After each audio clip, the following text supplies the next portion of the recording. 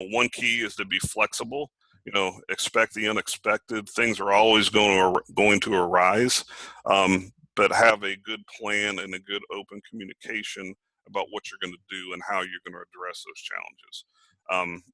This isn't necessarily about changing scope, but looking and agreeing, like we said before, on what's the ultimate goal and how are we going to get around those challenges in order to, achieve our ultimately agreed upon goal.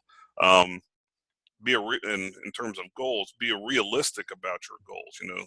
If you want to implement, a full function TMS that, from planning to full optimization, pooling, all the financials, integrating with the WMS, an ERP, a financial system, carrier EDI, be realistic about what that level of effort is going to look like, the complexities, all the different people and groups that are going to need to be involved in that type of a implementation, and sort of expect that level of effort and commitment that's going to be needed.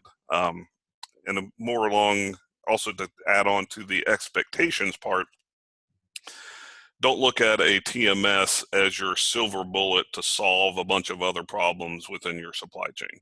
There are only so many things that TMS implementation, no matter how great the software is and how great the project team is, it can only affect so much. TMS can't fix all your problems in your warehouse. It can't fix all the problems in your procurement or your financial process. So again, just sort of being realistic about the expectations of the project, going into it. I'd say be prepared. Like I said before, for me, that starts during the sales cycle. Everybody should be on board and sort of understand what's the reason and what's the goal, what's the value prop of why we're doing this. Why are we doing this? Why are we doing it with this piece of software? And be aligned, again, throughout the organization on, all the different parties need to understand. Yes, everybody has, dependencies, but everybody be on board.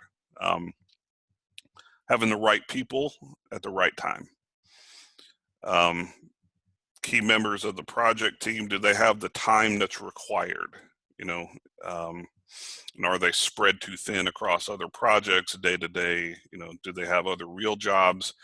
Again, sort of the expectation, hey, if we want to move fast and get live in, 8 weeks, 12 weeks, well, we can't be waiting on each other for, responses or for work to be done. Again, it's an expectation thing. If people understand those expectations, then we can plan to them, as opposed to, well, I thought we were going to be done in 2 days with integration. Well, not really happening, because, there's other priorities.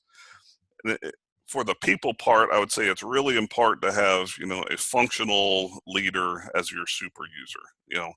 Having super users involved in the implementation is very important, and picking the right people. People often ask, well, what is a super user and what should I look for in a super user? You need somebody who, frankly, is a good problem solver, knows the business from the customer side, but is also invested in learning the software. And also is somebody that is I'll call a quote unquote, a leader type person, where people from, on the customer side, they know that they can go to that person, and that person is ready, willing, and able to take on that leadership role of, sort of leading that group of people that they're responsible for. So like if you have a super user who's a planner, someone who can, lead that planning group and sort of, be able to explain things, train new people who are coming in, on how to do the job and why things are going there. And just one last thing on the super user, I think it's also important to have sort of a super user in training, in case something ever happens where, your super user's out, super users, is a fantastic person, gets promoted, they're gone, now what, right? We're not just, everything comes to a screeching halt and nobody knows what's going on because that one person who knew everything, is now gone.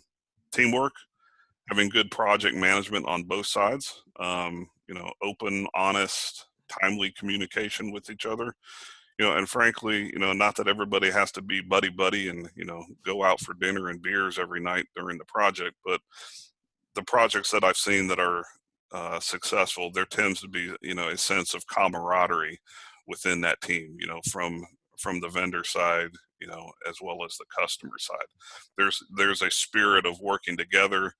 You know, they understand that there's no fear of coming to each other with, hey, we've got this problem that we just discovered, let's work together to find a solution, as opposed to, man, if I bring this up, we're going to get yelled at, or something like that. Again, realizing that, we're both on the same side and we're both trying to achieve success.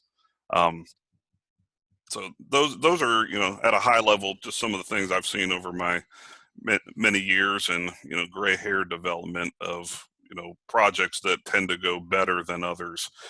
What are some of the key things that seem to be a common thread running throughout them?